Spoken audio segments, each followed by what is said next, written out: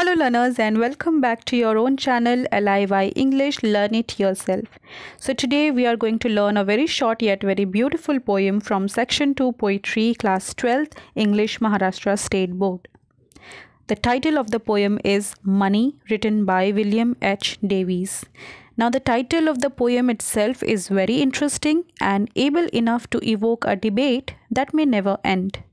There are always two kinds of people in the world, and every one of us belong to one of these kind.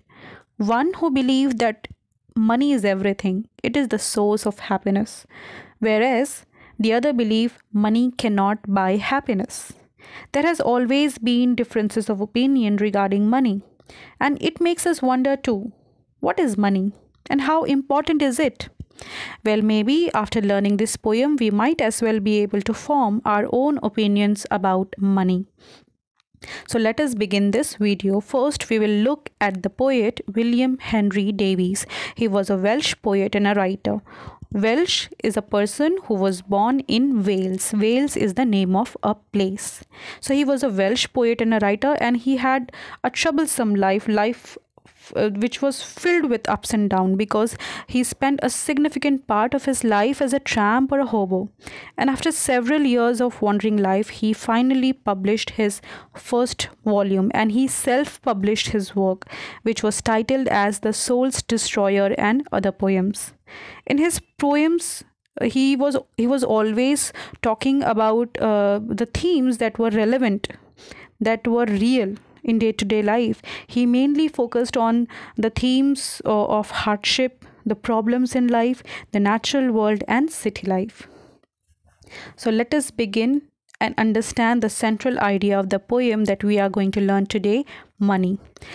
This is a very short poem comprising of only 20 lines, and these 20 lines are divided among 5 stanzas of 4 lines each. So you can say that there are 5 quatrains in the poem.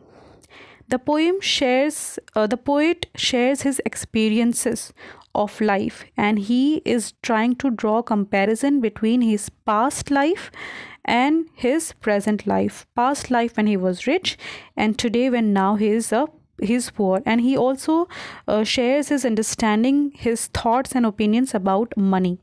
According to him, there exists an inverse relationship between money and true happiness in life. Now let us begin the poem. The first stanza. When I had money, yo, I knew no joy till I went poor. For many a false man as a friend came knocking all day at my door. So in the first line itself, you can see that poet is recalling his past life when he was rich. Poet कह रहा है कि जब वो गुजरे हुए कल में जब बहुत रिच था, बहुत अमीर था, he did not know what Joy is. उसे पता नहीं था कि रियल जॉय, रियल हैप्पीनेस क्या होती है, जब तक कि वो पुअर नहीं हो गया. तो पहली 2 लाइन का मतलब है कि राइटर कह रहा है कि जब वो अमीर थे, उन्हें सच्ची खुशी क्या होती है, सच्चा प्लेजर या जॉय क्या होता है, उसके बारे में कुछ नहीं पता था. He was never really happy until he went poor, जब तक कि वो गरीब नहीं हो गए. इसका मतलब अब वो गरीब हैं, तब उन्हें पता चला है कि रियल जॉय और रियल हैप्पीनेस क्या होती है और किन चीज़ों में होती है. For many a false man as a friend came knocking all day at my door. Again he is recalling when he was rich. He says कि जब वो अमीर थे, there has to be so many people around him all the time who would come and visit him all day knocking at his door. जब वो अमीर थे, बहुत सारे लोग उनके आसपास थे जो अपने आप को इनका दोस्त बताते थे, इनका शुभचिंतक बताते थे, हमेशा वो उनसे मिलने आया करते थे. Basically he was surrounded by so many people, but poet says that they were, or many of them were false. False means fake, means their feelings towards the poet were not real. They were not true loyal friend. Only they used to call themselves friend, but they were not friend in true sense. They were all fake. They were all false. और ये writer को पता चला जब वो गरीब हो गए, तब उनको रियलाइज़ हुआ कि जितने भी लोग उनसे मिलने आया करते थे या जितने भी लोग आसपास उनसे बहुत अच्छे से रहा करते थे, basically they were all false. They were all fake friends. And maybe वो राइटर से, पोएट से इसीलिए कनेक्टेड थे because maybe they were interested in some monetary benefit. So this is the first stanza. Now the second stanza. Then felt I like a child that holds a trumpet that he must not blow, because a man is dead. I dared not speak to let this false world know. So second stanza में writer अपने आप को compare करते हैं एक बच्चे से जिसके हाथ में ट्रम्पेट है. ट्रम्पेट मतलब म्यूज़िकल इंस्ट्रूमेंट, एक बाजा. तो एक छोटा बच्चा है जिसके हाथ में ट्रम्पेट दे दिया गया है. अब जो छोटे बच्चे की जो इम्पल्स होगा वो यही होगा कि उसके हाथ में अगर कोई म्यूज़िकल इंस्ट्रूमेंट दिया जाए, so he will try to play, he will blow in it, he will create music and he will be happy. But वो अपने आप को कंपेयर कर रहे हैं एक ऐसे बच्चे से जिसके हाथ में ट्रम्पेट है बट वो उसे बजा नहीं सकता है. बेसिकली वो उससे खुश नहीं हो सकता है, उसके साथ खेल नहीं सकता है, क्योंकि there is someone who has died. So ये अपनी सिचुएशन बताने की कोशिश कर रहे हैं उस एग्ज़ाम्पल में कि जब वो रिच थे उन्हें ऐसे लगता था कि वो एक छोटे बच्चे हैं, उनके पास ऐसे सारी चीज़ें हैं जिनसे वो खुश हो सकते हैं, बट उन्हें खुशी नहीं मिल रही थी. किसी तरीके से वो उसको इन्जॉय नहीं कर पा रहे थे, because there are certain things that were stopping him.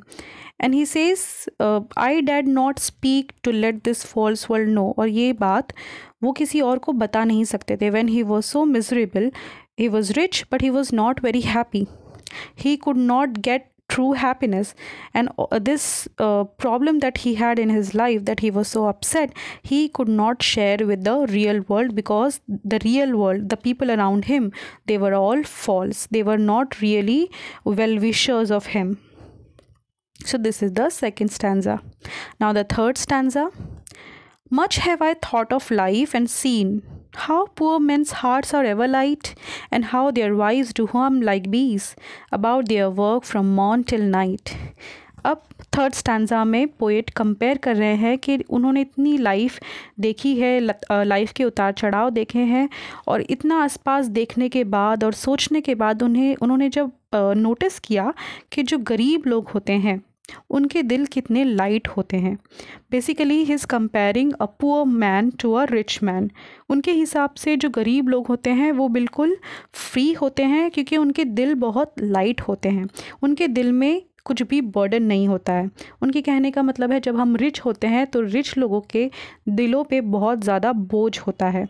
ये बोझ होता है वरीज़ का, टेंशन का, प्रॉब्लम्स का, और there are so many things that a rich man carries in his heart, because of which his heart is always very heavy and he is unable to feel little happiness.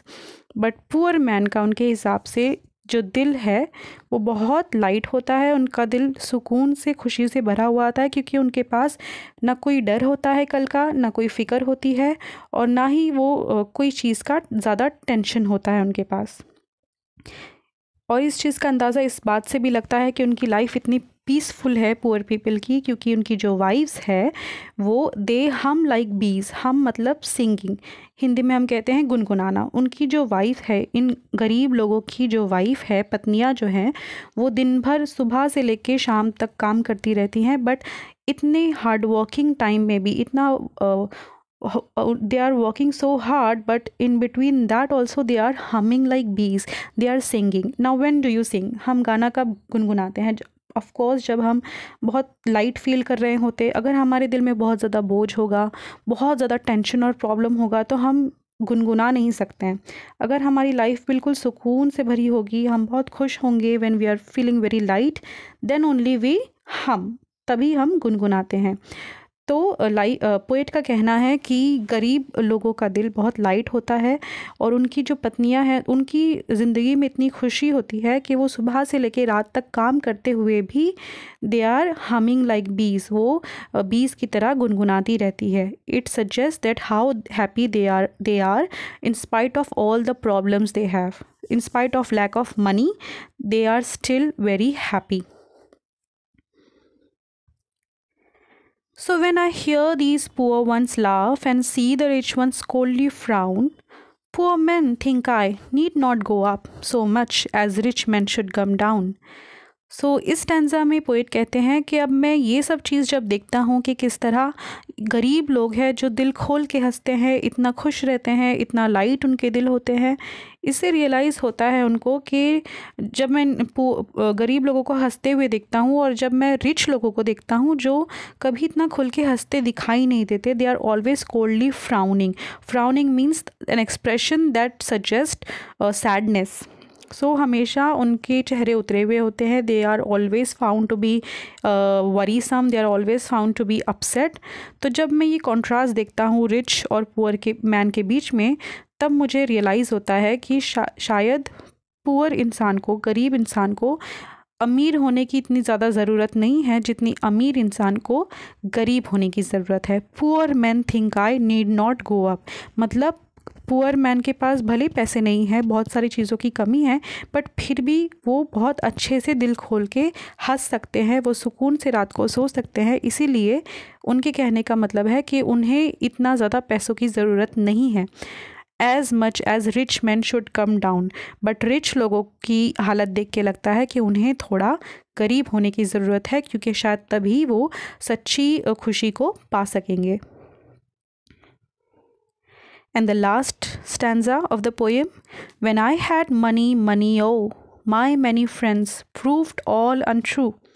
But now I have no money, oh, my friends are real, though very few. So last stanza में poet message देना चाहते हैं उनके हिसाब से कि जब उनके पास बहुत सारे पैसे थे, जब वो रिच थे, उनके पास जितने भी फ्रेंड्स थे, वो सब वक्त के समय प्रूव हो गए कि वो सारे झूठे थे, वो सब फेक फ्रेंड्स थे.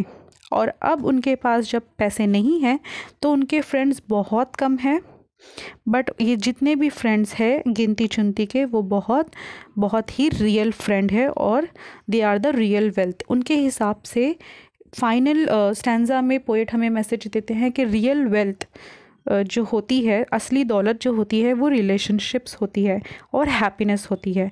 अगर आप खुश हो मतलब आप अमीर हो.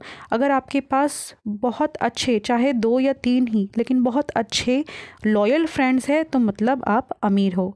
सो यहाँ पे पोएट कंपेयर कर रहे हैं कि real things that matter in life are happiness and relationships and not money or fake friends, how many they are. चाहे आपके पास कितने ही बहुत सारे फ्रेंड हो, लेकिन अगर वो सारे अनट्रू है तो आप पुअर हो. लेकिन और आपके पास बहुत कम फ्रेंड है बट वो सारे अगर रियल है तो आप अमीर हो. So this was the last stanza. So you can summarize and we can conclude by this poem that according to poet, he feels that eternal happiness and peace ये जो है मटेरियलिस्टिक परसूट से बिल्कुल परे है. अगर हम सर्च कर रहे हैं, हम खोज में हैं कि हमें ट्रू हैप्पीनेस और पीस चाहिए, तो वो हमें मटेरियलिस्टिक परसूट से, यानी कि पैसे की खोज में जो हम मेहनत करते रहते हैं, उससे हमें नहीं मिलने वाला. Money is not the source of happiness according to the poet. True friends are the ones who stick around even in the time of adversity और poverty. So this was all about the poem Money. If you like the video, give a thumbs up and share among your friends. Also, if you want कि मैं ऐसे और video बनाते रहूँ तो please subscribe to the channel. Thank you very much. Keep learning.